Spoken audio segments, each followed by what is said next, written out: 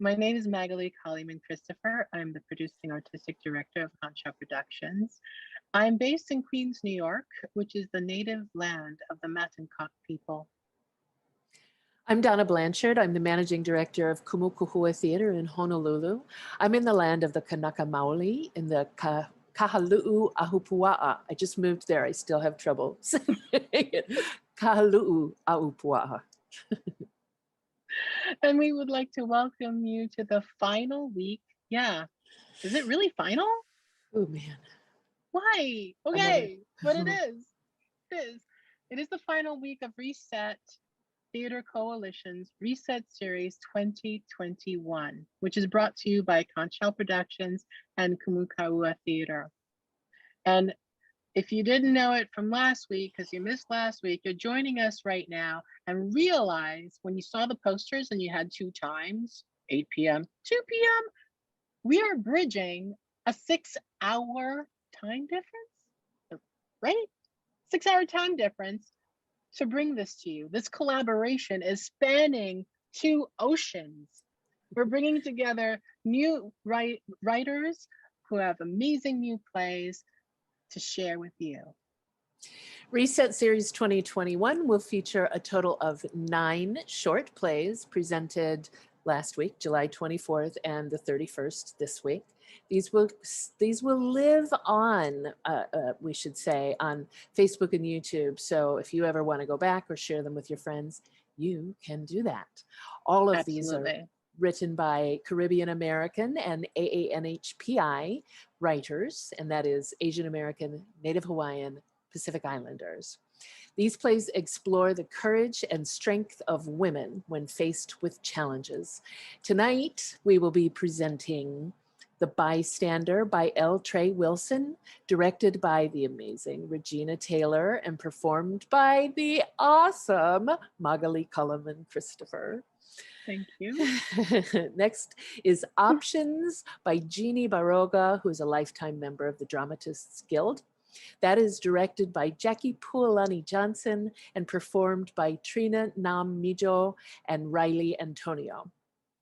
Then Moonwalker by Gretchen Suárez-Peña, directed by Tony Mervin, performed by Lisa Negron and Mateo Moreno. And See the Light by Michelle De Joya, directed by Po'ai Lincoln, performed by Julia Lopresti. Now together, Magali and I would like to invite you to celebrate some amazing women with us. We're going to tell you a little bit about some women who we feel are courageous and strong. And this week, I'm focusing on Shirley Chisholm. I know you've heard her name, but this woman, if you haven't researched her, you have to understand this Caribbean American woman of Guyanese and Bajan descent did some amazing things at the time that she did them. She was the first Black American woman, elected to Congress. You think that's not a big deal? It's huge. Female Congress, Black American. And she became the first African American to run for a major party nomination for the President of the United States of America in 1972. So do a little rewind, 1972, 1972, United States. That's a big deal. That made her the first woman to ever run for the Democratic Party's presidential nomination. So sit back, breathe that one in. I feel so good sharing her with you. You've never heard of her. Her journey was filled with challenges, opposition, but she never quit. And that's courage. And that's strength. And if you've never read her autobiography, she wrote an autobiography that came out in 1970 called Unbought and Unbossed. Read it now. Go on Amazon, check it, select it, get it. It's an amazing slogan. I know, unbought and unbossed. I love that. I would like to tell you about a woman who is very famous here in Hawaii, Patsy Takamoto Mink. And I can't believe, Magali, we made our two choices separately. There's some parallels here. Patsy was born in 1927 in Paia, Hawaii. She made history with a number of firsts also. First Japanese American to practice law in Hawaii, first woman of color, and the first Asian American woman elected to the United States House of Representatives. And in 1972, Wow. Mink became the first Asian American to run for the Democratic nomination for president. Those two ladies were in there together. Oh my God. Oh my God. Oh my God. That's amazing. That's kismet. That is really kismet. That really is. Mink was a tireless advocate for women's rights. She made it her mission in Congress to craft and champion legislation that opened doors for more women to earn an education and join the workforce. Also in 1972, she co-authored and helped pass Title IX, which is a landmark piece of legislation that expanded educational opportunities for women and changed the game for women in sports as well. She died in 2002 and was posthumously honored with a Presidential Medal of Freedom in 2014. Okay, everybody, you have to understand. I get goosebumps. I didn't know she was going to mention this woman. We did not talk about this beforehand. So absorb that. And we want to thank you for joining us today, depending on your time zone. And we want you to experience the gifts of our Reset artists community, our writers, directors, creative team members, actors. And we know these plays are going to move you. Tonight's plays, they're going to rock you. Am I hitting the right words? Yeah. We will rock you. Yes. And we want you to be rocked, shaken, shimmied, moved to contribute. Make a donation to support our mission, to highlight the voices of these two communities, Caribbean Diaspora and AANHPI. Your donations help allow both of our theaters to continue to function, to continue to serve our missions, and provide our artists with a platform to play their essential roles at a time when we need artists to redefine who we are in our nation and to help us feel our shared humanity in the world. That's what we do, right? Yeah. So following the performance, stick around. We want you to join us for our post-show conversation. All the artists are going to be there. We want you to send in your comments, type. And our moderator will send it in to us and we'll address all your questions. Get to know us, all right? And if you have any technical delays or anything, just stick around, refresh. You know how it works. You've been doing this for a while. Thank you. Enjoy the show.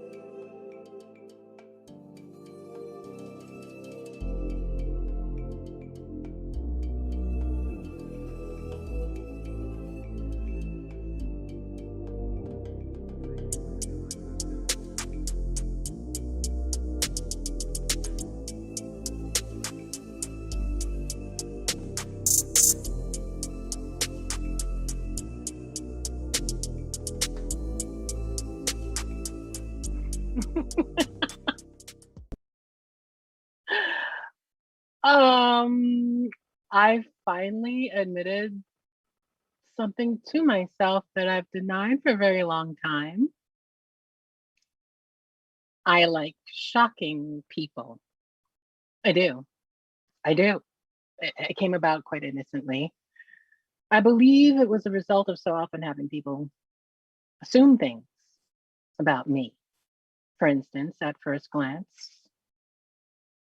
it could be presumed that I'm a typical Black American woman. Firstly, I'm not typical. No one is typical. Secondly, I'm not American, and I am not Black. Only Black Americans call themselves Black. I am human.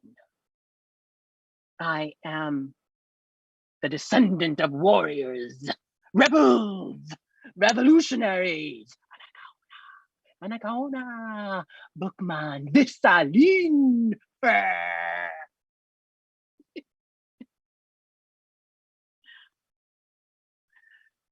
Speaking of assumptions,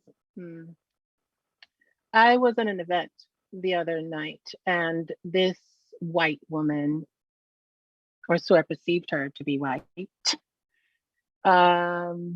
this perceived to be white woman approached me, introduced herself, and after a few pleasant exchanges, she asked, "What's it like being you here?"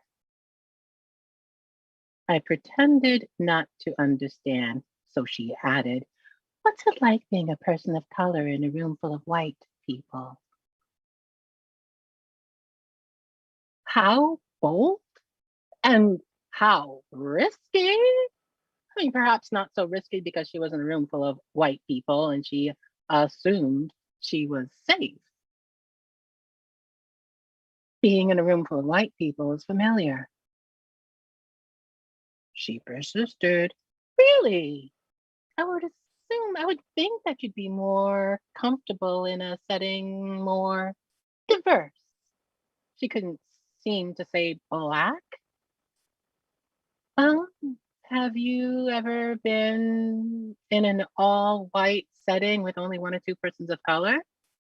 Well, I was one of those two persons of color, so it's familiar. Oh, have you ever felt self-conscious being the only person of color? She still couldn't say Black. Occasionally, but only briefly. I decided a while ago that I feel more comfortable in the presence of white people. Look of shock. You prefer the company of white people. She sounded like she was verbally clutching her pearls. Definitely, then in my most conspiratorial tone, tell the truth. Have you ever been in a room full of Black people? Don't you prefer the company of white people too? She looked at me like she had seen a velociraptor. Oh no, I don't see color. Oh, oh you don't? But you approached me because you saw I was Black, or do you suffer from one of those conditions where you only see dark spots? Well, she saw something dark in that moment and gave me a look of repulsion and swept away. Yeah, I do like making friends. I do. Can't breathe. Can't breathe. Sometimes something happens that forces you to confront things about yourself. I don't know why I say you and actually, I mean me. I guess it's because I want you to relate, so I don't feel like the shittiest person on the planet, huh? I mean, I went to private school, grammar through high school, all on the same campus. My mother worked there, which allowed me to go there. a couple of girls of color there. It was white. There were a couple of Asian and Latinx. I was the only Black girl all through grammar school. Then in high school, a Black girl joined our class. And rather than extend myself in a sea of whiteness, I made her invisible, ignored her completely, got her to hate me. Hey, I mean, after all the years I put in, I wasn't letting her just slip in, just slide in, and just reap the benefits. Besides, I didn't want white people to think that all Black people are the same or that we automatically liked each other because we're Black.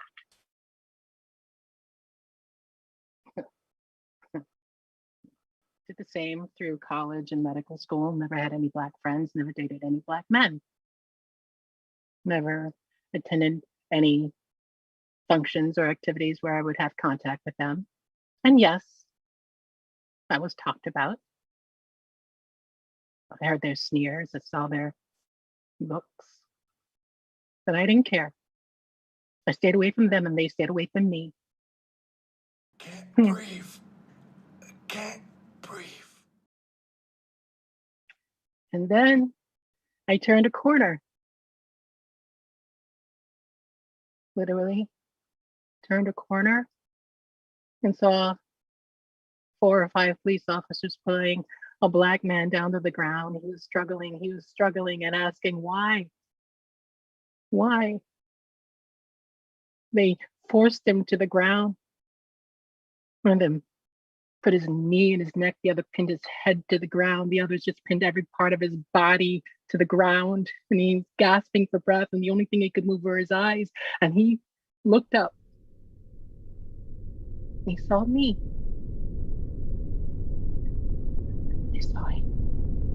I saw him see me. It looked like he was relieved to see me. They killed him. He's breathing. He is dead. He can't breathe. He can't I kept breathe. yelling. He can't breathe. He can't breathe.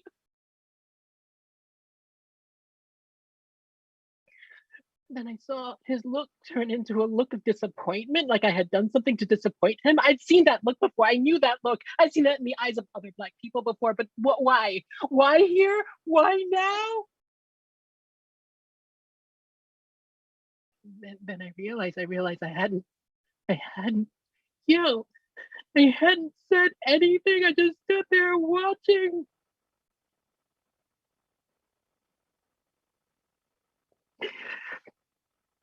His eyes stopped looking at me. He stopped seeing me. He stopped struggling. He went slack. They handcuffed his limp hands behind his back. They killed him, someone yelled. The body sighed. He's breathing, a cop pronounced. He is dead. He's dead. He's dead. He's dead. He's dead. He's dead. He's dead. He's dead. He's dead.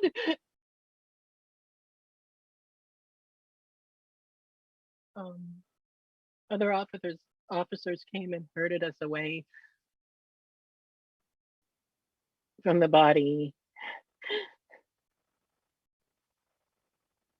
And the EMT came and rolled him over, still handcuffed, attached. Not a person, a thing. I knew that handling.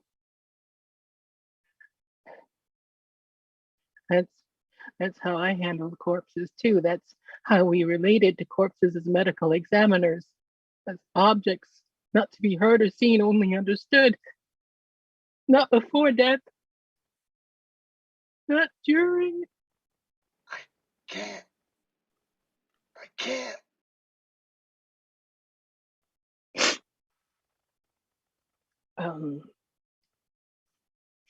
Um, um, I took a leave of absence that became indefinite.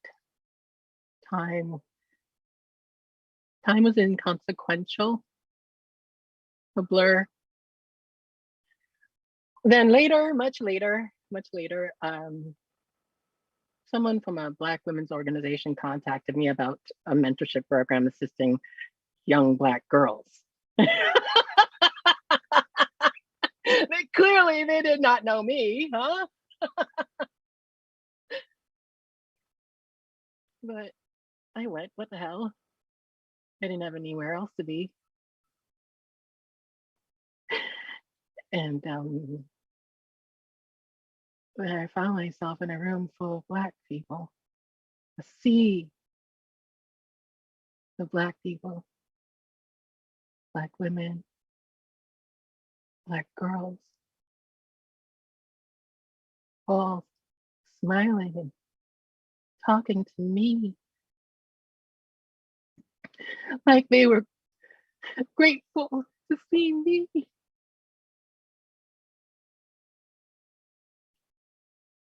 Well, I kept going back, probably more for myself than them.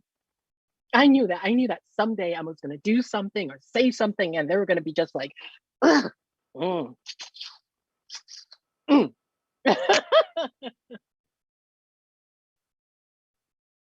But it never happened.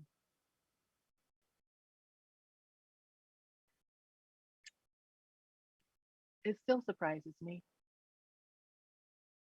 Shocking, huh? So I hate to cut this short, but it's that time. And we're always on time.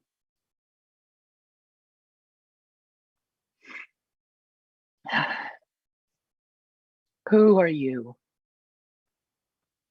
Who are you? Black girls. We stand for ourselves. We stand for each other. We stand in our strength. We stand in our truth. We stand. We see our truth. beauty. We see our beauty. We see our beauty. recognize Our intelligence. We know our value. We know our value. Who do I value? Me. Who do I value? Who do I value? Me. Who do I value? Who do I value? Who do I value? Me. Who do I value? Who do I? Who do I value? Who do I value?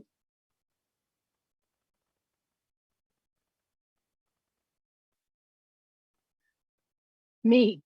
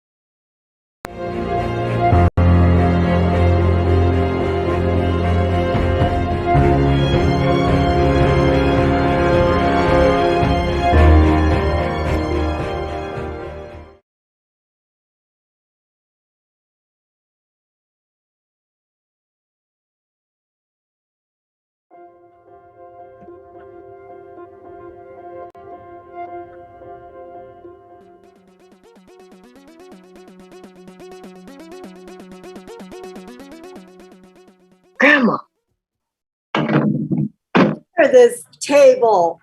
All these vegetables need washing. Grandma, what happened to you? I know. Grandson, you know the 16 Mission bus stop at Civic Center Market? Late again. I wait and wait. I have all these vegetables from the market. The market, I know, you go every week. What happened? Your eye, that cudgel you hold like a nightstick. They watch me bleed. They take him off in the gurney. Me. I bleed and curse. Curse like your grandpa.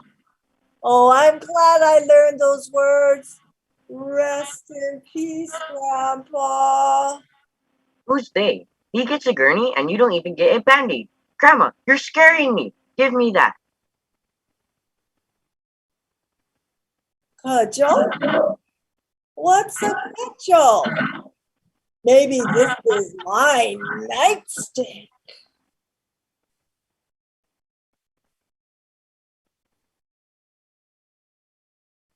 This is not funny. This isn't the games we played. This is real. You're bleeding.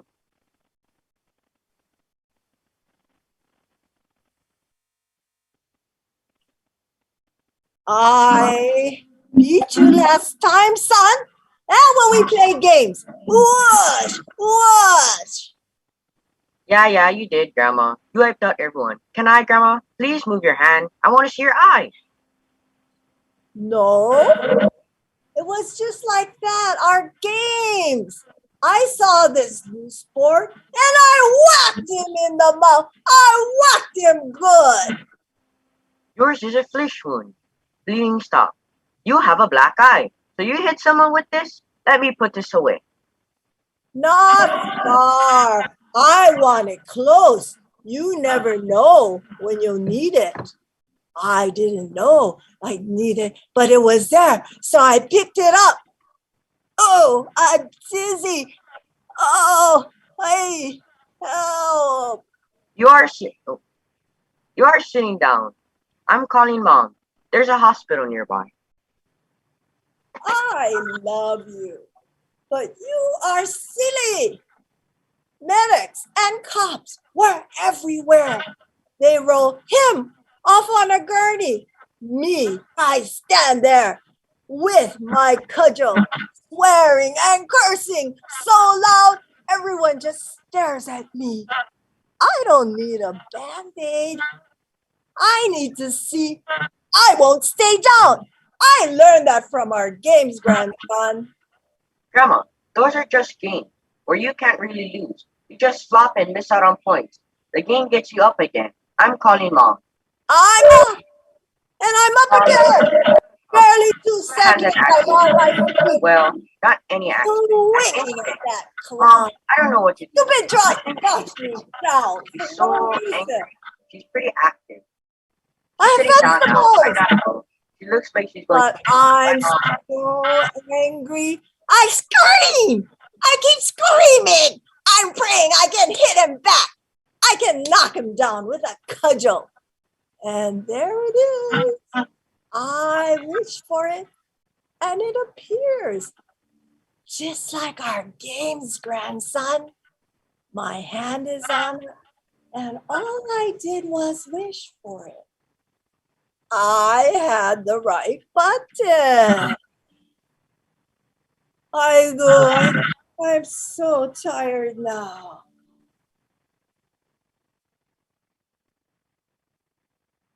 Look, there's blood on my acrylic scarf. Ah, it's no good anymore. I need another scarf anyway. Next time, wool. Me. Oh! Grandma, let me wipe your forehead. And take off the scarf. Oh, I'm so mad. Why did this jerk hit you? Because you're Asian? Because you're old and Asian and a woman? You made COVID? You started Pearl Harbor? Why did he attack him? So mad. Hey, come here, grandson. Let me hold you. Now, I'm okay. I'm here. Shh, what I teach you? What I learned from game? Shh, no. I read about that after Pearl Harbor, how Asians were put away. You read a lot, grandson. You're a good grandson. See? I wiped off the blood. I am grandma again. He could have killed you. Oh no, I have my cudgel. Whoosh! Oh, whoosh! I like that word, cudgel. You read about that? It's an option for your avatar. If you ask for it, It just appears. Oh my God. Oh, he makes me laugh sometime. Good thing, huh, Grandma? Like something out of the ether. Ether, eh? You read so much. Still, we don't stop wars with cudgels. You don't hurt anymore. I don't hurt anymore. Adrenaline is like a potion. It cures. Cudgels could kill. Don't kill anyone, okay? Don't do what Grandma did. You shouldn't have done what he did. He hit you. And I'm here. I pop right back up and again. That's not your way, though, to strike with a weapon. Then someone else strikes you, and someone else strikes that person. Me, I'm old, scary. That bully backed off from scary old me, because I popped back up, screaming curses like Grandpa taught me.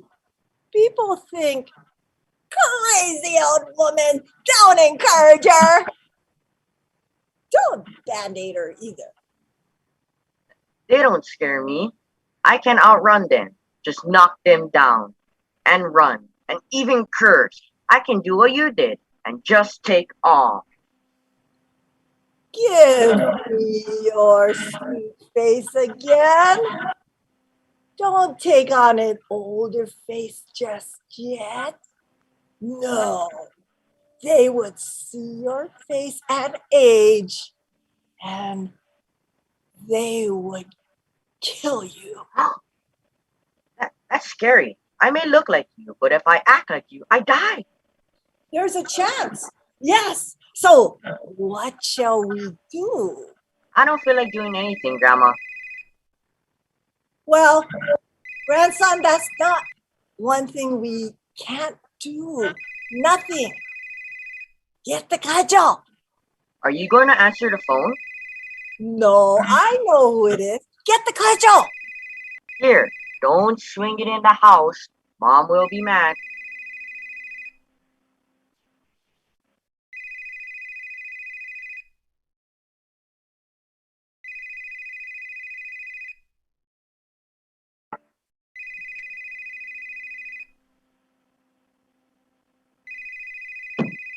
You sure you're okay? Can we answer the phone? Real funny people are using a weapon on the street, on each other, but not on lamps or furniture. No, we'll do something else. No, you will. You sure you're okay? Can we answer the phone? I'm fine. I fought today. I wished for something and it appeared. I used it. Strike here, strike there, strike again and again and again. It's the press calling.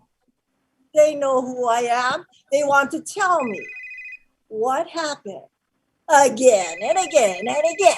But you and I, we have more important things to do, grandchild. I'll answer it. No, this is not your story. This is not what I want you or me to repeat. Not for the reasons they want. These are not points in a game to relive as if it's a win.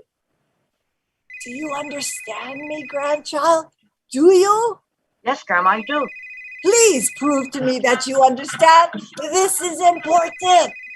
So someone else strikes you, and someone else strikes that person, and then Cudgel just appears. Thank you, you smarty. You learned. You read. You make Grandma feel better. So what do we do with it? Well, we lay it here. Whatever happened to make it appear? We can make it disappear. We can do that, right? Yes. No. We just make it not an option. That's hard when you're angry. You were angry. You had no choice. I had a choice.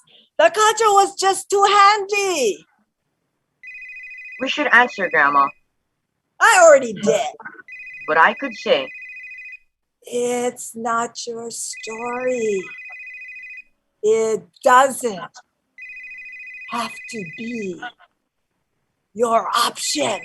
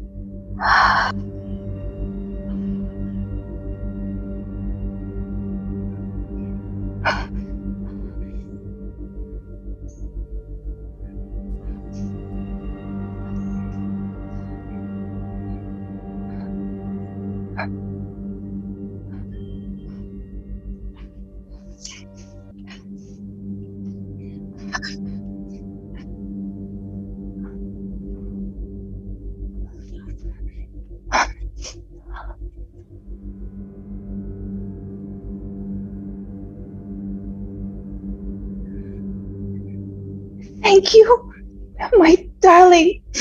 Oh, my dear sister.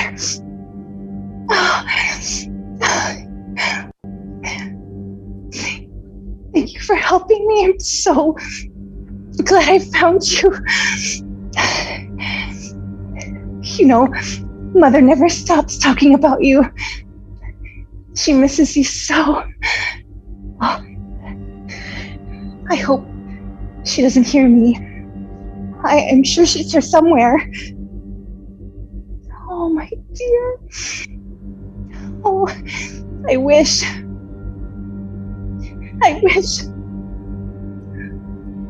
I could hold you in this moment. I'd make you feel better again. I'd make you happy. You were always so sad. Too pretty to be so sad. Why couldn't you be happy? Was it because of Daddy? Daddy always loved you the most, and you admired him so. The only person who could make you smile. Oh, and the way he smiled at you and held you closer than he held Mother at times. Even Mother had a tinge of jealousy in her eyes. I'll never forget the countless mornings you woke up sick, unable to keep anything down. Mother was so angry at herself for not keeping you in better health. But Father, I expected him to try harder, to find a salve, heal your ailments. I thought that when he left town, he went to find you some medicine, but Mother yelled that he was a bad man and that he didn't love you right. Or was it that he didn't love you in the right way? He loved you in the wrong way. In the morning, I found you in the barn.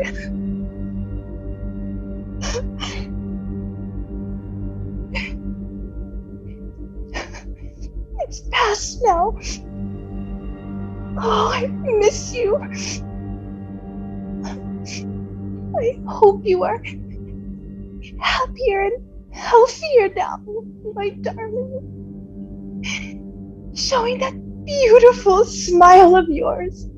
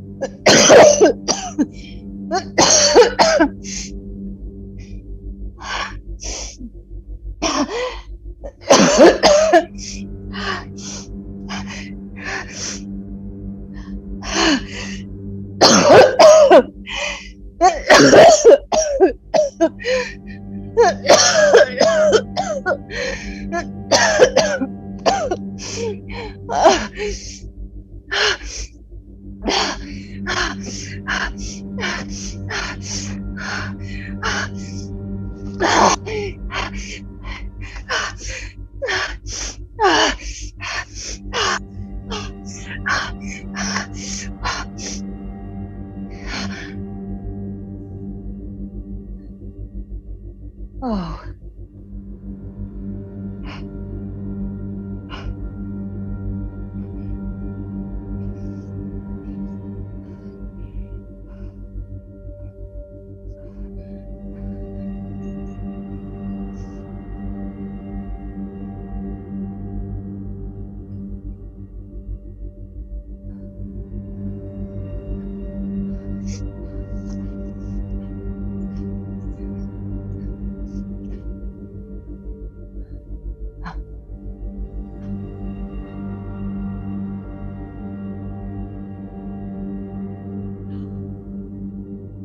Baby,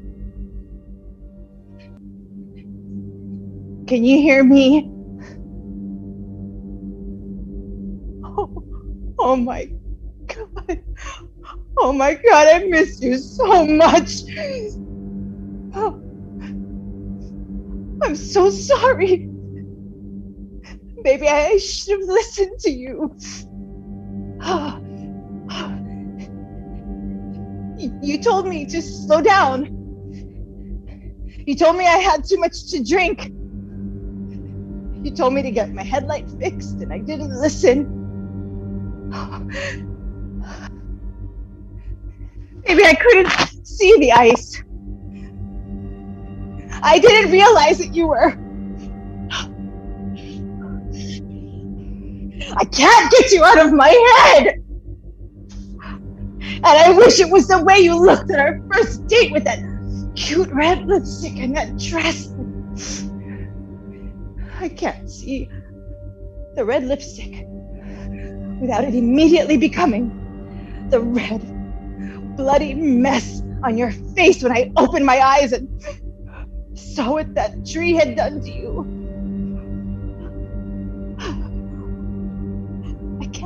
I can't say it was just a tree, it's what I did.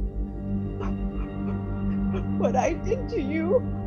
Oh God, baby. I'm so sorry. Oh, please talk to me. I just want to hold you again. Oh God, baby, I'm so sorry. I'm so sorry. I'm so sorry.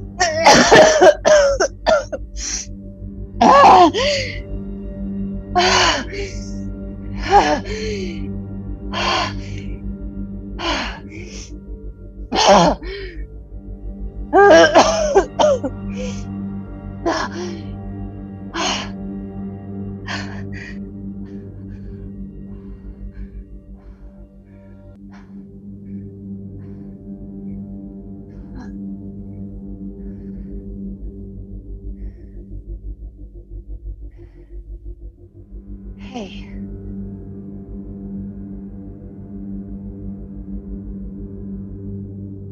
How are you? No, wait. Don't answer that. I'm sure you're doing perfectly fine. And the kids, I bet the kids are doing well too.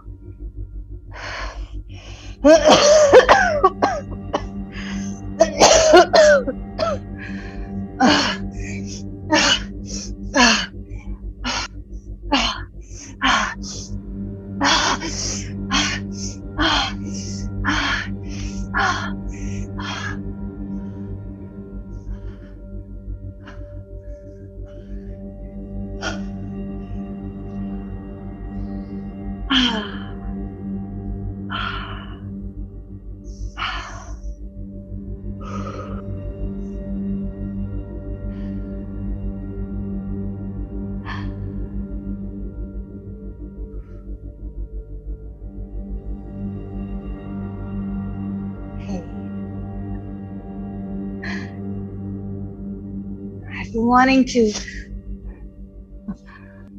talk to you about something. You see, I don't think what I'm doing, where you put me, left me here. This isn't fair, what I'm doing. This punishment, it isn't right. And just so you know, this isn't praying, okay? I'm just talking to you. And then reliving out these women's pains, how they died. It's sadistic, you know, watching me reenact their deaths the way they were killed.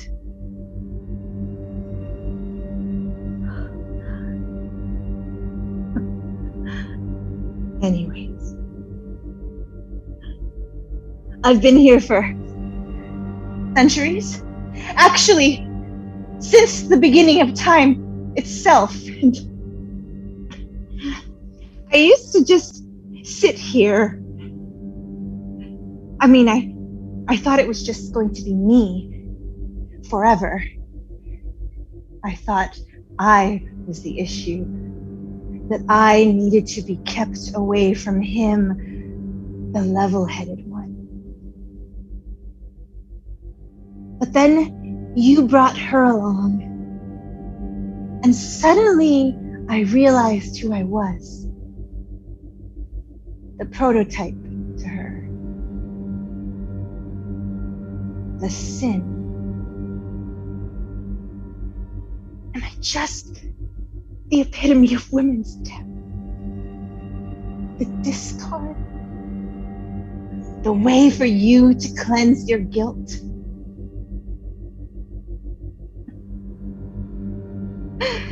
You left me here in this empty room in the hopes that I would suffer.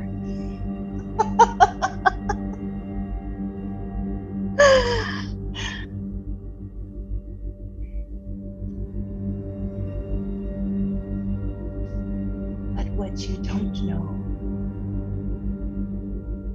is that I help people I'm helping all these people. I am taking their pain away. I'm taking their pain. But you just don't see.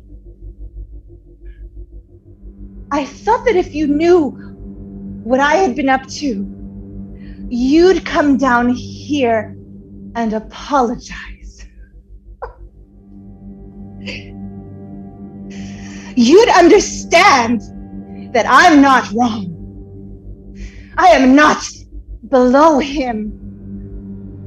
He and I are one and the same. We are equals because we are both the original. He too is original sin. You do know that, don't you? Why is it that he got a second chance and I got discarded? And you still don't see. But worst of all, you don't listen.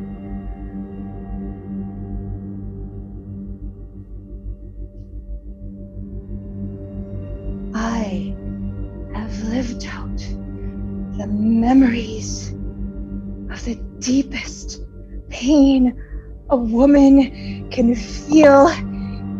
Every pain a woman can feel or has felt. I have felt these pains. We've suffered because of you. Not just men, or what man has created in his mind for what he believes to be right. It's disgusting. I've suffered because of you. Or they've suffered because of me. Because of what I couldn't do at the beginning of time. Because of what I wouldn't do. And you left me here. You left me to sit and suffer in our sorrow.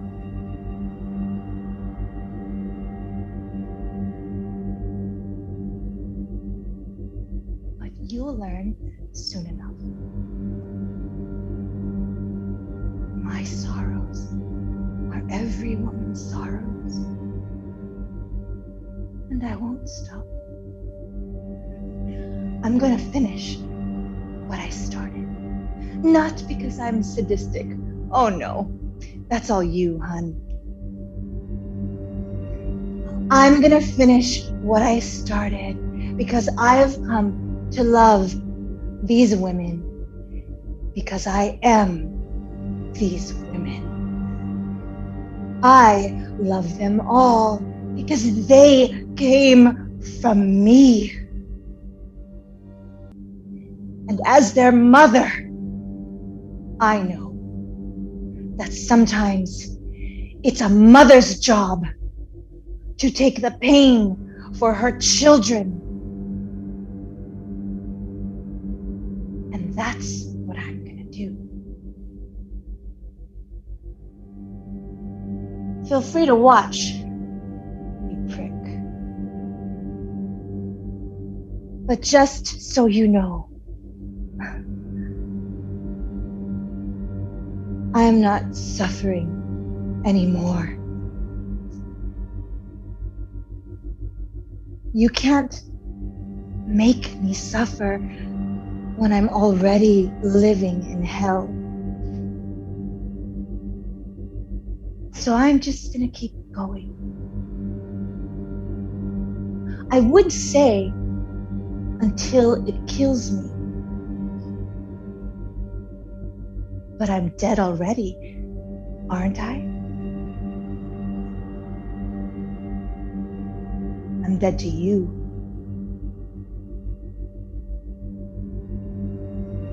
Good. Because you are dead to me too.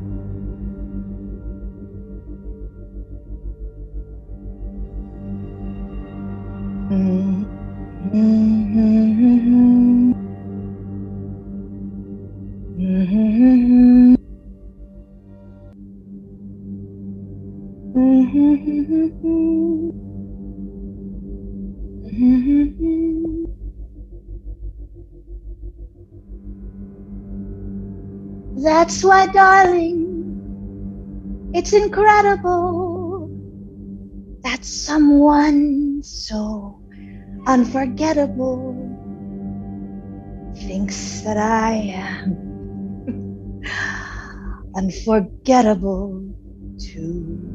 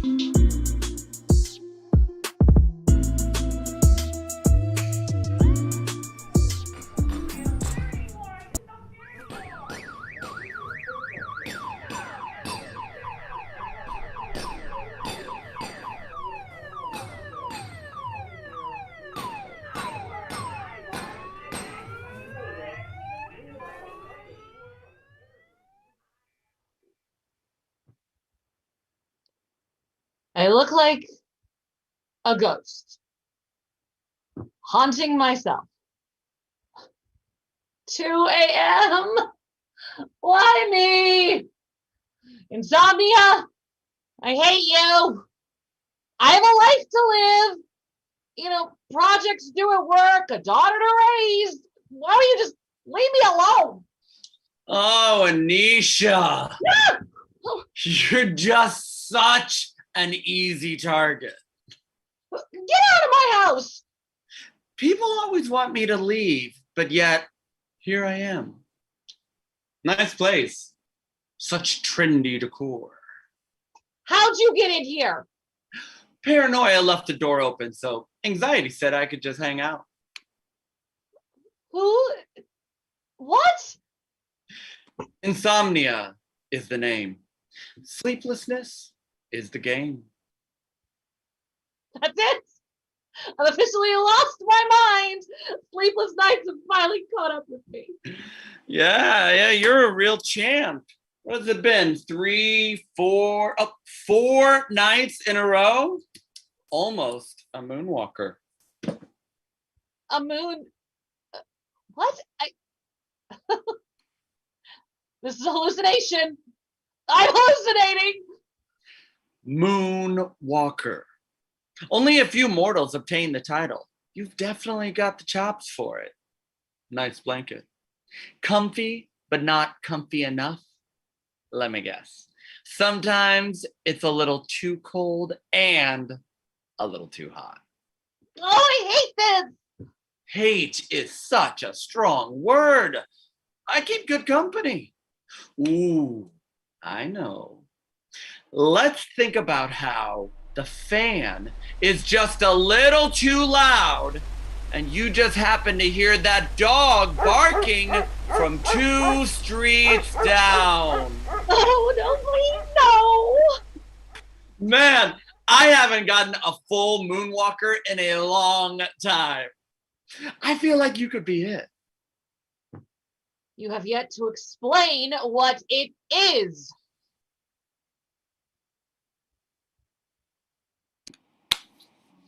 An immortal, sleepless being roams the surface of the earth in the quantum realm and keeps the moon in orbit. The weight of your eternal soul, keeping friction with the earth, keeps the ether in its place.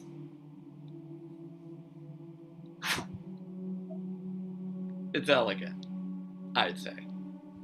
The Sandman awards a bonus to anyone who brings in a new moonwalker. That is absolutely terrifying. Why, just the thought of it makes me... Stay awake in paralyzed fear? Yes!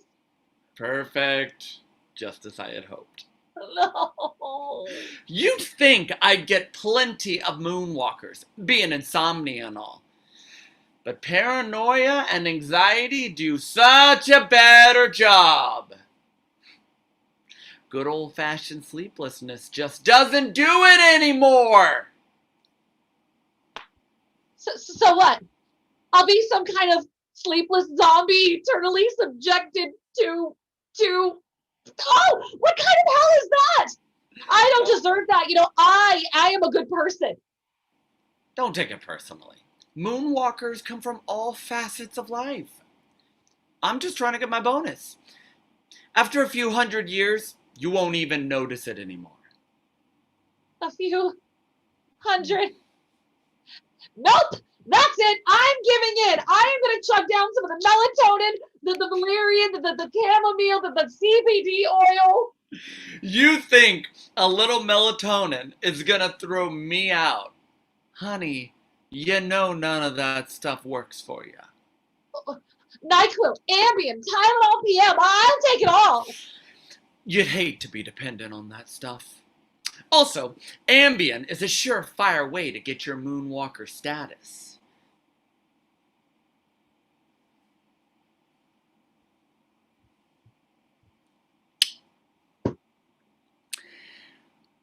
The Illuminati invented it to get that out-of-body sleepless experience while tricking your brain. It's asleep. Pretty genius stuff. I can't even right now. Look, I need sleep.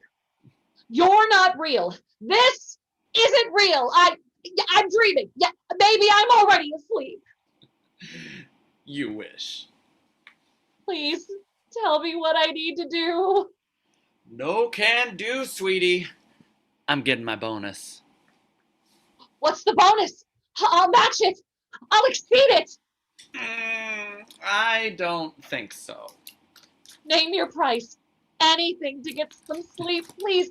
I can't spend eternity as a sleepless zombie. I've got a project due at work next week. I've got a daughter to raise. Your daughter is already a terrible sleeper. 20 years from now, she'll be a perfect potential moonwalker. Oh, now that's a good trade. I could delay my bonus. I'll let you go. If I can have your daughter. You leave my daughter alone! What are you, Rumpelstiltskin? No, I want you out of my household for good. So tell me, what's your bonus? That's for me to know and you to find out. That's it! I guess the bonus, and I can pay it. You will leave me and my daughter alone. Yes, give me 3 guesses. I'm not Rumpelstiltskin. Just give me a chance. Oh, it's cute when you try to be your own hero. You cannot be so heartless. I'm insomnia. I have no real body, no actual heart. This is an apparition. I am hallucinating. I never said you weren't. Come on.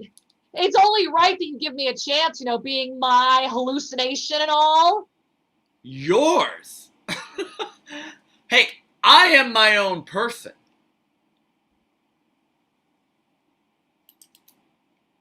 All right.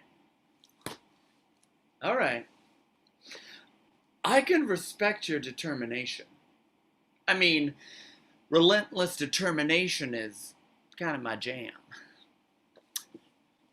Guess the incentive. See if you can match it. And I'll leave you and your daughter alone forever. Okay. What would Insomnia want? What would Insomnia want more than anything else? Or at least enough to send a human to an eternal place of torment? Whoa. Moonwalking is not hell. It's just a state of sleeplessness in the quantum realm. Really, it's a very important job. Honestly, you should feel honored. Honored? No, thank you. Let's see. Maybe it would make sense that the Sandman would grant you the bonus of sleep. I mean, he's the Sandman, you're Insomnia. Maybe you just want sleep. Wrong. Jeez, that was a terrible guess. No, it was logical. What part of this conversation has been driven by logic? One down. Okay. Desperate Anisha is my favorite version of Anisha. You are the literal worst. Thank you. A promotion then. You get a better job, better pay, better benefits. What the hell would that look like? I'm Insomnia, for goodness sakes. I don't know. There's nothing to go on here. Look, I'm so tired and I can't think straight. Here's the thing. You're never gonna get it right. Adorable, really, how you're trying to undo my clutches.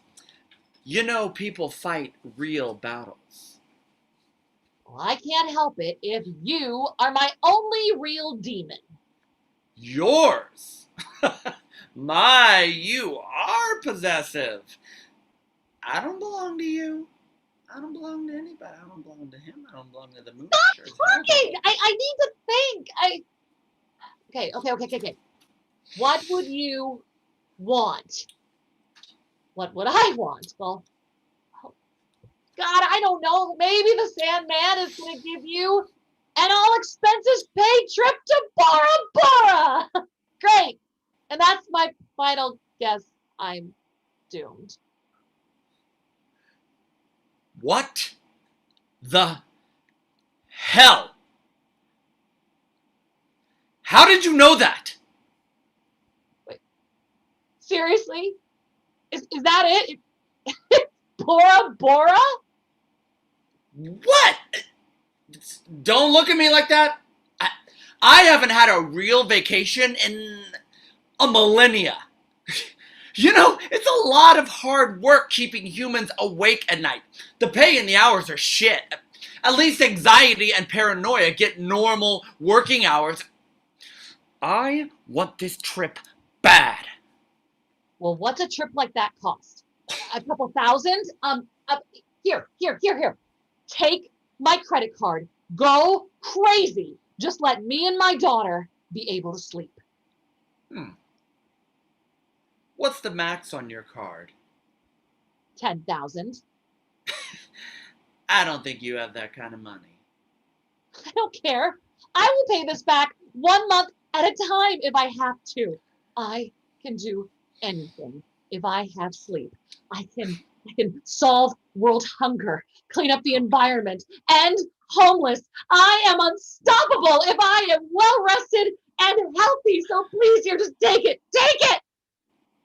All right. A deal's a deal. I won't come back. Wait.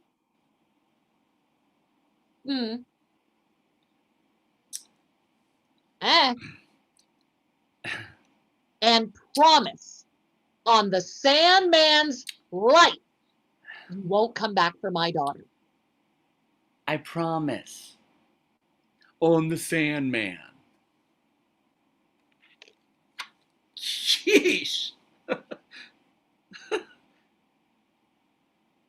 You are something, aren't you?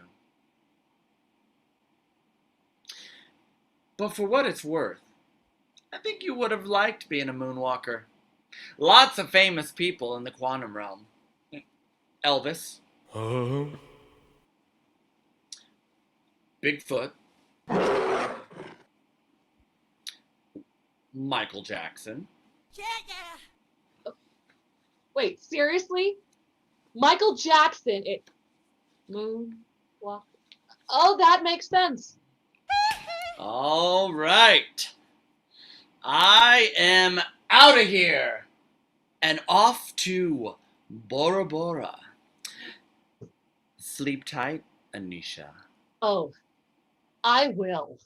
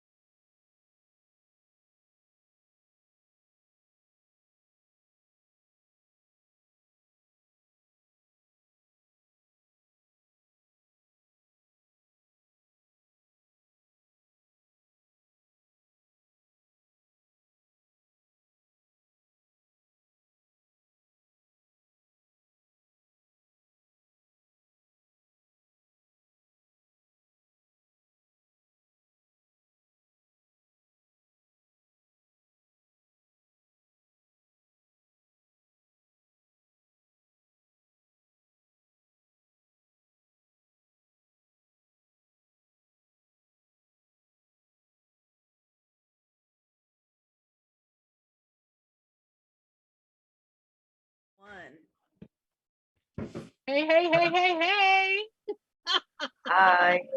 Hey, everybody. Thank you for joining us. We're all going to shake ourselves like little bobbleheads. Hey, Jeannie's stuck in another room. Santos, she never got your invitation to come out. Sorry to interrupt. That's okay. I'll find her. Okay. I tried to move her and she didn't get the message. Got it. I'll find her. So while we're waiting for I the didn't realize we were Jeannie to live. join us, yes, we're totally live. Hello. Well, this is live, so there you go. Yeah, life is live and crazy. Jeannie's stuck in another room. Santos. She never... Okay, so did you say the welcome back to everyone? No, Margalit? I figured I'd let you go for it. Go All for right, it, Dada. sorry, I'm literally late to the party. Well, thank you to everyone who has stuck around to watch, for being with us throughout our series and for staying for this chat. I'm all of our artists are here, and including, I just want to say right off the bat, a big thank you to our technical team of Santos Collado, who is bringing in playwright Jeannie Barroga right now, Faith Cawthon, and our digital goddess, Veronica Vera. Absolutely, absolutely. And we have a little feedback right now, but it's going to clear up. I'm Magali Collyman Christopher. As you can see from my name, I'm the producing artistic director and founder of Conch Productions. And you know what? We just want to take this time right now to let you know that if you loved and what you saw tonight, and you know you did, I mean, we loved it. So we're going to self-love, and you're going to love us. And if you love new works by writers of color, please be sure to donate to Conch Productions and Kumu Kahua Theater. We depend, that's right. Snap the fingers, donate, give the money, show the love. Oh yeah. And you know, no amount is too small. Give up that Starbucks coffee and we'd be a happy camper. You know what I'm saying? But your support is what makes a difference, because we're making the work for you. And, you know, as they say, we do it the way that is amazing, right? Right? I mean, who here does not think we're amazing? That was some really amazing work. That was some amazing work. And I'm going to pass the baton on to Harry. Hello, everybody. I'm Harry Wong. I'm the artistic director here at Kumu Kahua Theater, and I'm here at downtown Honolulu. You guys can check it out. There isn't that many people around right now. And then I just want to let you know that we welcome your comments and questions about the shows and about the process and about everything. And then our team will be collecting your questions and comments off of either Facebook or YouTube. But then before we do that, I'd like to have all the artists and everybody involved in this show introduce themselves. And once again, I am on my phone. So I'm gonna have to turn it over to Magali and Donna to point out people. Okay, I'm gonna go ahead and call what I see. Regina, go ahead and introduce yourself. The introductions is your name and the project you're associated with, and anything else you want to share. Yes, Regina Taylor. I'm the director of Bystander. It has been such a pleasure working with this magnificent actress, Magali, and also working with Mr. L. Trey, his beautiful words. Thank you. Awesome. I'm going to follow up with L. Trey. Hi, everybody. I'm L. Trey Wilson. I was the writer of The Bystander, and I second Regina. To have the lovely Magali perform my piece was great, and to have the amazing Regina direct it was just as phenomenal. Thank you. Thanks for watching. Awesome. Tony. Hello, my name is Tony Mervin. I am the artistic director for the Throughline Theater, and I directed Moonwalker. Yeah, this has been an amazing experience. So yeah, I guess I'll turn it over to the playwright, Gretchen. Hello. Actually, go for it, Gretchen. Go for it. I'm Gretchen Suárez-Peña, and I wrote Moonwalker, and I'm just tickled pink. It was a really fun experience, and just shout out to Tony directing it, and Lisa, Mateo, and everybody involved. A lot of fun. Awesome. Trina. Actually, you need to unmute, Trina. You're still muted. There we go. There you go. Aloha, kako. I was Grandma in Options, written by Jeannie Barroga and directed by Jackie. So it's a very wonderful pleasure to be involved in this project and glad to know about conch shells. I did know about Kumu Kahua. So widening the circle. Love it. Love it. Love it. Jackie. Aloha kako, and a pleasure. I directed Options by wonderful Jeannie. And I want to say thank you to the University of Hawaii at Hilo. You're very impressed with our makeup room here, because being in the middle of the Pacific, we had to come down here yesterday so that we could indeed be with you today. Wow. It's combobulated. So lots of learning about taking theater pieces into this medium we've all had this experience now. It's been wonderful to be part of this effort. Mahalo. Love you, Veronica and Faith and Donna. Awesome. Lisa. Hi there. I'm Lisa Negron, and I was in Moonwalker, and with Gretchen's words that were so great. And actually, I love the show because I can relate to it because I also battle insomnia. So a little bit of life imitating art, if you will, or art imitating life, if you will. So I'm down here in Central Florida. Beautiful. Mateo. Hi, I'm Mateo Moreno. I was in one of the actors in Moonwalker with Lisa there, directed by the great Tony and written by the great Gretchen.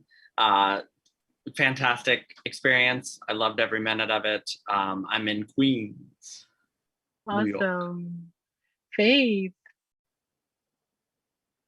Aloha, everybody. I'm Faith Cawthon. I'm the stage manager for Kumu Kahua, and I had the honor of stage managing this project last year as well. Very excited to be here again. Awesome. Oh, can I add that Mateo was one of our playwrights in Reset 2020 last year? So he's one of those amazing, multi-talented people who can just like do everything, act, write, throw out your resume, darling.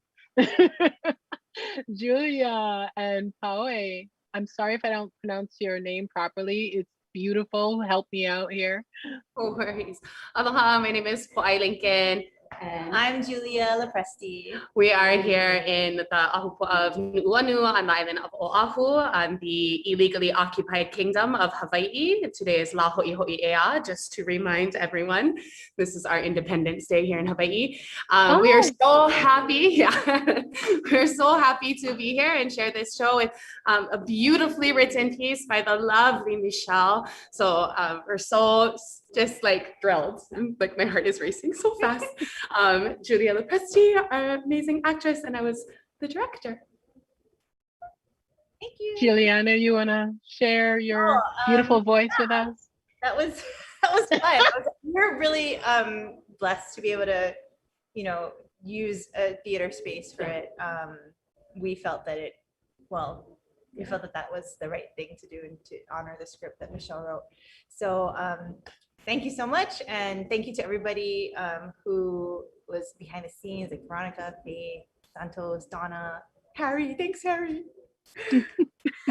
And I want to say thank you to the folks at the Arts at Mark's Garage, which is where these lovely ladies are right now. They just opened up their space for us for rehearsal and performance. Thank you, guys. Fantastic. Michelle. Hi, I'm Michelle De Joya. I use she, her, and they, them pronouns. I live in Minneapolis, Minnesota on Dakota land.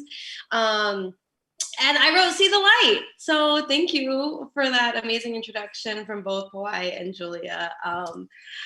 It's a very surreal feeling. So thank you all. Bye. You're welcome. Riley. Hi, my name is Riley, and I'm from Hilo, Hawaii. And I want to thank you, Auntie Pua and Grandma, and other grandchildren from the story that we did.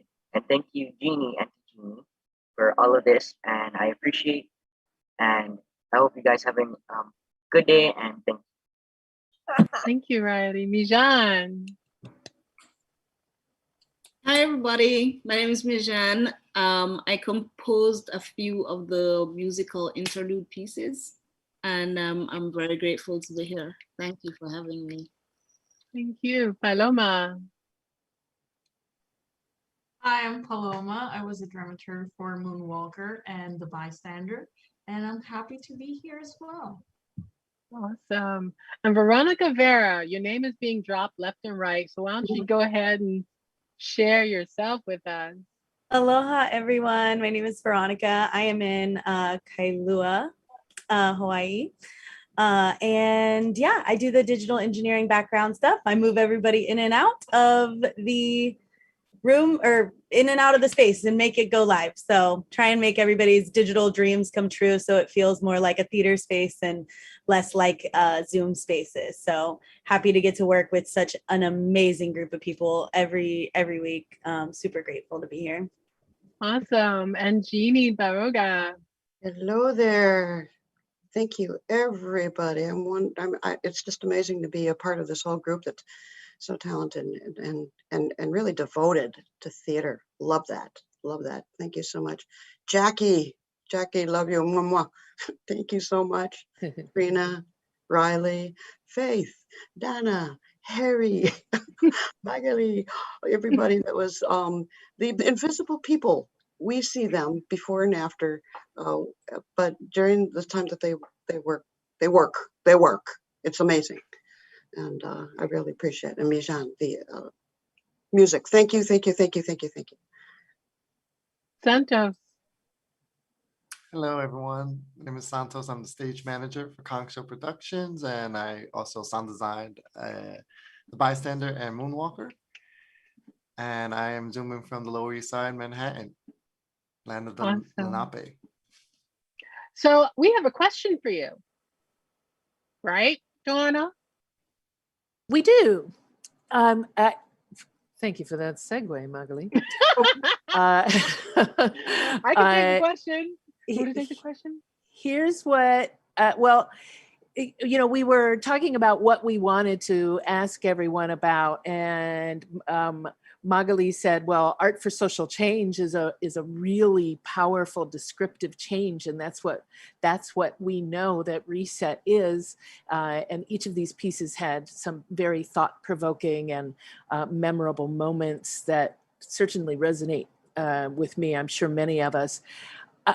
I wanted to ask the question if anyone has ever felt changed or enlightened or shifted by a theater piece that they've seen, read, been a part of. Because I think we all have those moments. So you can just jump in with them. Tony, you have your hand up already?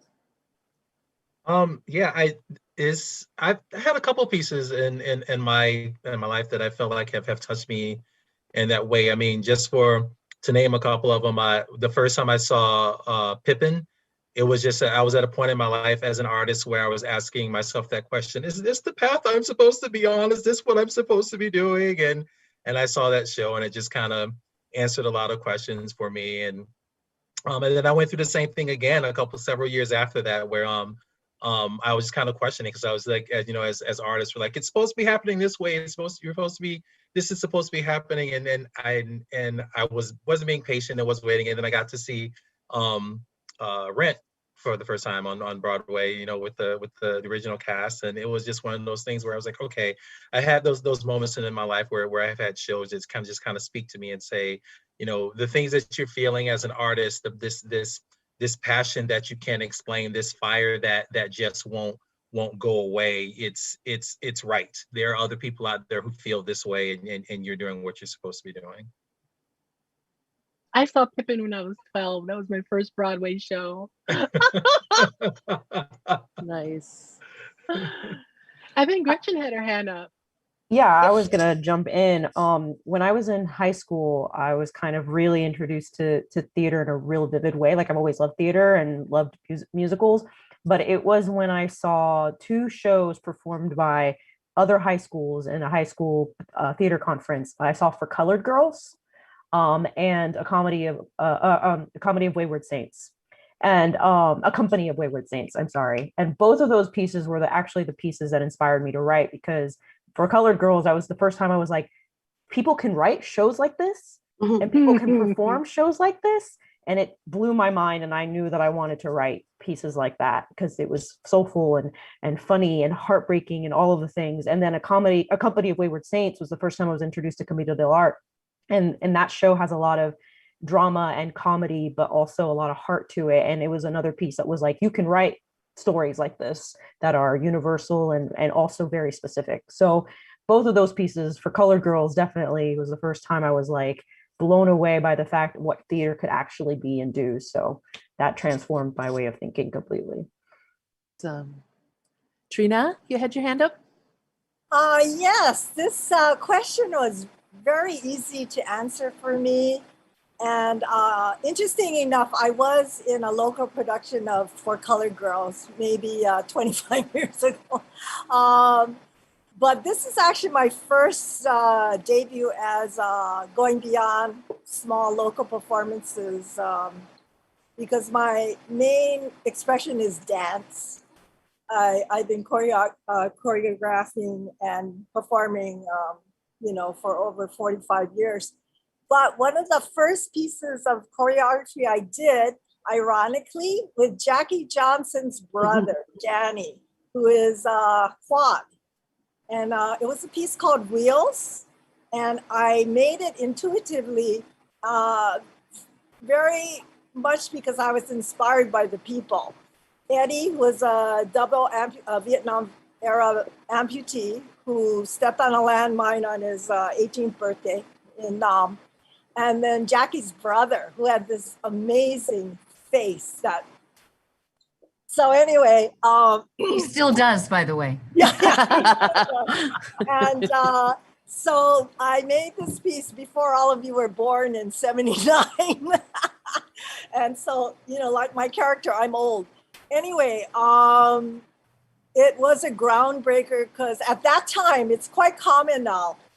No one thought about wheelchair people dancing. So it got quite a lot of press internationally and nationally. And I made a short documentary of it, which made it to the top 10 for an Academy in '80. Danny and Eddie both won awards, film awards for that piece. Oh, by the way, it is on YouTube. You can just Google Trina Namio, Wheels, and there it is. It's it's about 25 minutes. And anyway, from that point on, I was into social justice. So early on, I was inspired by breaking barriers using performing arts. So, I've done pieces on the sex slaves and during World War II and been very active. That's my thing, is to use the arts as social activism since the 70s. So nice. I applaud all of you because you're continuing my passion. And, I encourage all of you to keep on doing it because we need it. We need it so badly. Yeah. So Santos and Faith, if you could type in the piece that she did into our Facebook and YouTube pages so that everyone can watch Trina's work. Yeah, I'm a lot younger and cuter then, but anyway. And now she adds actress to her resume. Yeah. After options, yeah. Ever evolving, you know what I mean? Anyone else want to share? May I chime in then? Since I've been around not just the block, the island, long enough now. So there's been all these wonderful epic things throughout my life that made me grasp my stomach or, bend over with empathetic reactions to what's on stage. But I think the most meaningful things I've either initiated or witnessed in the past 10 years or so has to do with bringing the stories of our island people to the stage, the various ethnicities we have. So I work with living history now, but what Jeannie does is take these stories that are happening today and do the same thing. So we have a chance to reflect and explore theatrically what's behind the motivations, what's behind, trying to understand some of the things that we cannot understand because we don't know where they came from and why people were singled out for everything from violence to just misappropriate behavior. So it's wonderful to see. So that duality is what I enjoy today. Living history, the story of the very people who live next door, and sometimes it's how they cook their eggs is as interesting as it is with those other sensational things. But those sensational moments in life that make us pause, that deal with who we are today. And I think theater brings another dimension and understanding to it. So, imua kako, that means go forward. Beautiful. Anyone else? Oh, Jeannie? Oh, Mateo. Oh, I don't know. Who? I think Jeannie, they're right next to each other on my screen. I think it. Jeannie got that one. But then Mateo. It's sort of funny because I think back how even getting into theater at all, knowing about it when I was in high school, it was like, something kids do because they don't want to take math or something, So it was encouraging for our drama teacher. And I signed up for that class last. I really thought, oh my God, to be on stage, that means I have to talk in front of people. And they said, we're going to take you to a matinee. So they took us downtown to a little black box theater, and they showed Moliere's The Invalid. And I picked that out because, again, those were the plays that we were particularly shown and taught before all these other plays that were possible could even be seen at all. And I saw that, and the first opening scene was The Invalid, Moliere's Invalid, coming in, hacking away and all this. He sits right down next to me on the chair. And I look up at him. I'm a god because I'm like, oh my God, there's somebody right here who's going on stage. He had all this makeup on before I realized he was not old at all. He's very young. He doesn't look more than 21, and he's playing this old man. And he was like talking to me and saying, isn't this a funny play? Ha ha ha. And I was bit. That was it. It was like, this is what they can do in theater. They can make young people look old. They have, these mannerisms that they've studied to be able to portray that. There was spectacle, there was a story, there was humor that was like, I want to do that. I want to write stuff like this. Who's Moliere? So that started the whole journey of finding out what was theater to begin with. And once you're bit, it's like you got all these toys to play with. You've got the actors and their talents and tech, which I love tech. I love tech, you guys. Okay, so Veronica and Santos, thank you. It was just amazing to know that you could do that sitting at your desk, writing, and you give it to people, and they add their stuff to it. That to me was the magic. That's the part I was looking forward to. By the time it gets to opening night, it gets to be, okay, you guys, you play, I drink, and we all celebrate. But that was the magic for me, to know that there was all these things you could do with new toys at age 18. So nice. Beautiful. Thank you. Mateo? There's been so many pieces that I've been blessed to see or be a part of over the years. Like Tony and like Magali, Rent was a huge game changer. Literally changed who I was. Turned a little Midwest boy who had a lot of questions into a kid who bought a ticket to New York and never looked back. But there were also, I think one of the most influential things in my work and definitely my writing has been since I first saw the show Mambo Mouth by John Leguizamo, and every play he made after that, because it was the first time I was seeing someone write about the stereotyping of Latinos and being able to educate and laugh at the same time. And I wasn't in New York yet, so I was watching a filmed version of them on HBO. But as soon as I could see them live, I did everything from Freak to most recently, he did Latin History for Morons, that I literally kept bringing people back in and going, educate yourself, listen to this man because he's hilarious, he's gonna make you cry, and this shit ain't in textbooks. And it was really beautiful to see what you could put in such a theatrical, entertaining way, and it doesn't feel like it's a history lesson, and it absolutely is. And all of his shows have changed me in a little bit more. Yeah. Beautiful. Nice. Wow, we're coming to a natural wrap up here, Magali. It sounds like it, unless of course someone wants to jump in and share something that touched them, something that I have a final mana'o. Journey. Okay. I have a final mana'o from the Middle of the Pacific. For those of us who are so used to the theater, you challenged us to use the new medium, to learn about the tech stuff, to trust these incredible technicians, and try to do what we usually do on stage with all of those tools in this little box.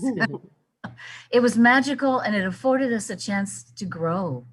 So I thank you. I know the actors felt that way. Polole, Trina, Riley, yeah.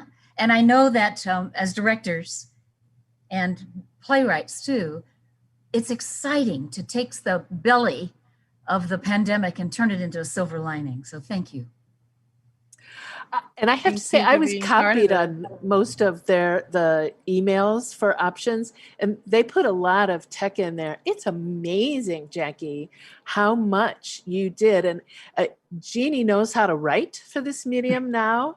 And then to see it in your hands, you did such a beautiful job of shaping that piece. Yeah, really, really nice. And of course, mahalo, Veronica's magic in there. Mm-hmm. I think Riley did a little this. Did you do a little this, Riley? Or were you scratching your hair? Okay, then go ahead, Riley. Jump in there. Don't be shy. I just wanted to thank you all for letting me here, and thank you, Auntie Jeannie. And I like your story. It's very, very interesting, very good, and it made me happy. And yeah, thank you all. Thank you guys so much. And I'll say one little thing, and that is thank you to Magalay for bringing us all together and for creating such a great and lovely and wonderful company that gears itself towards the voices of those that are marginalized. Thank you, Magalay. Thank you. Thank you. I Thank want to say you. something really, really, really quickly because I'll regret it if I don't say anything. But so this was like my first piece that was ever produced from someone, so I really am very, very thankful for that. I had planned something a year ago and it ended up getting canceled due to the pandemic, and the day that I was like, you know what, I'm gonna go ahead and self-produce my own play last summer, and the day that I was gonna release the GoFundMe for it was the day that George Floyd was murdered here in Minneapolis.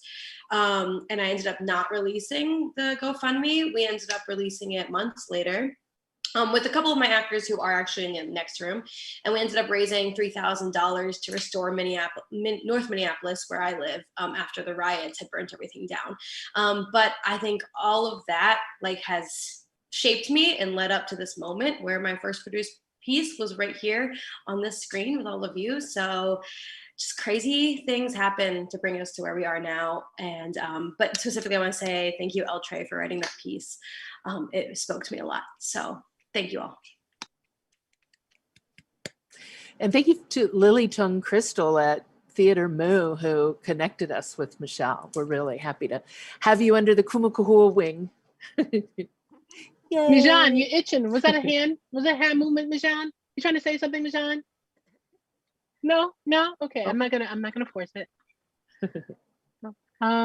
All right. Well, thank you so much, everyone, for sharing. Don't feel stifled. If you want to jump in, we're going to kind of wrap this up.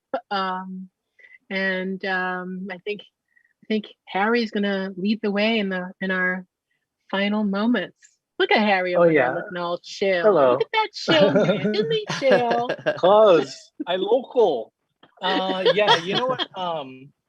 What is it? Once again, like that, we just have to acknowledge Magali and Donna, like that. Without this, it would be impossible. And just so you know, I was in New York when Rent was in tech, and then I was part of a young directors lab, and we all got to go and watch it. It was astounding, even watching them stop and go. Yeah, it was amazing. And that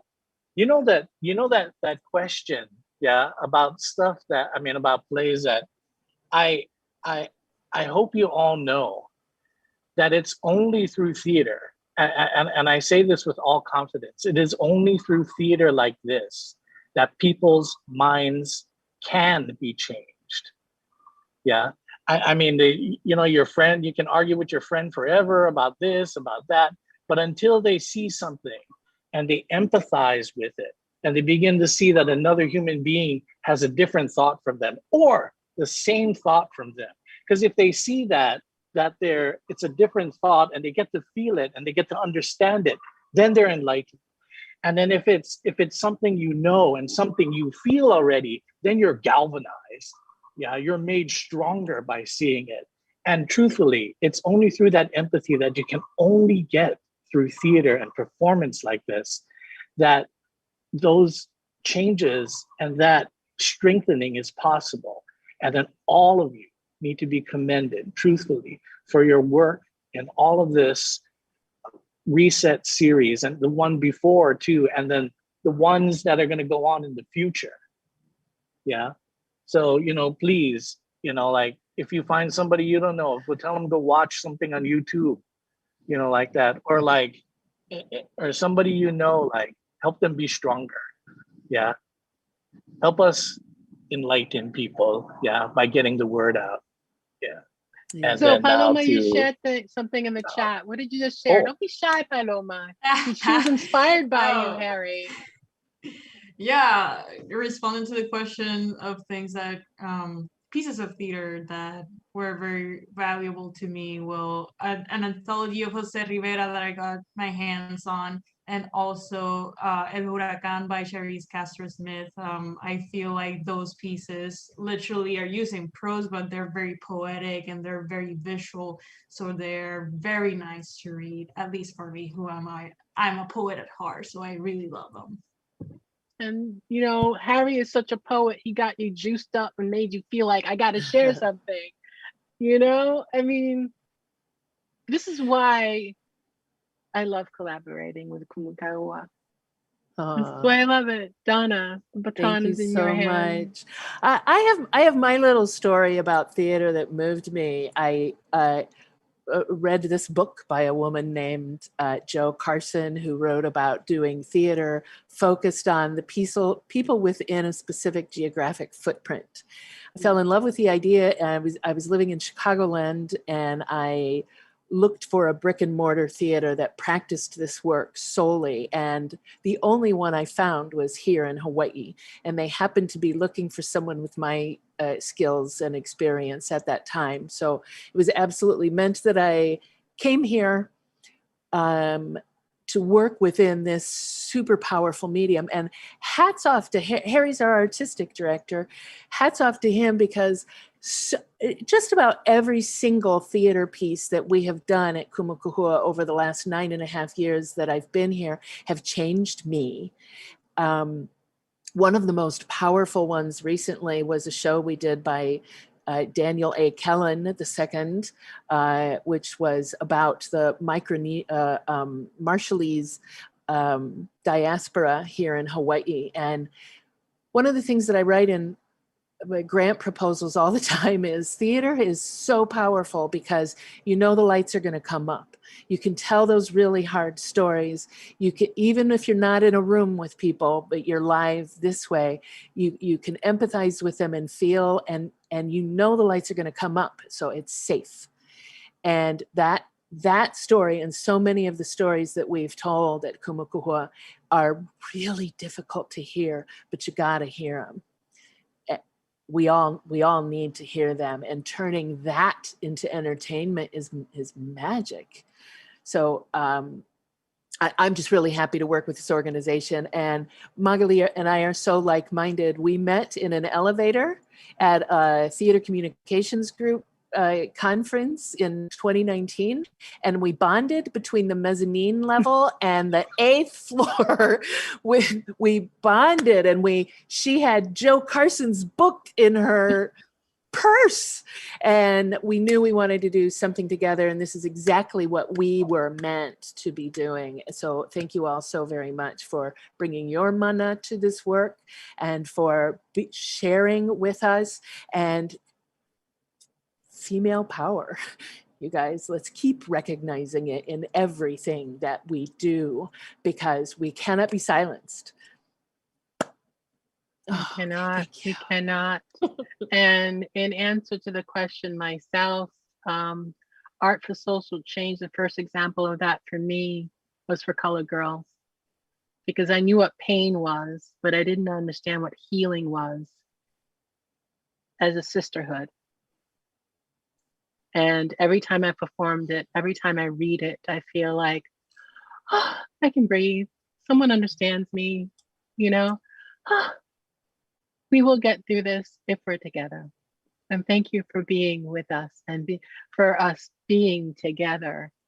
And what brought us together as far as on our end as Conch was a grant that we received that partially funded this event for us from ART New York. So I say thank you to ART New York for supporting us, because how can we support you as artists if we don't pay you? And how can we pay you without them? Love you. And thank you to all the donors who give what they can, that keep us going. And this mission that we have, Kumu Kahua, Conch Productions, Art for Social Change, the voice of the people, the voice of the community, it's an important one. And there's nothing more thrilling to me than to have you all together, have you all inspired and excited. And I want to thank you all for contributing and for continuing to contribute, and for sharing your passion with us and the audience. We need that, you know? And I want to thank Mateo and all the other writers from 2020. Thanks to their work, we were inspired to publish We Are Not Neutral, which is a collection of their plays from 2020, which is available for sale on Amazon. And every time I read through those plays, I'm like, oh yes, I remember the fire, the pain of seeing George Floyd pass away and forced this fire in us to do something, you know?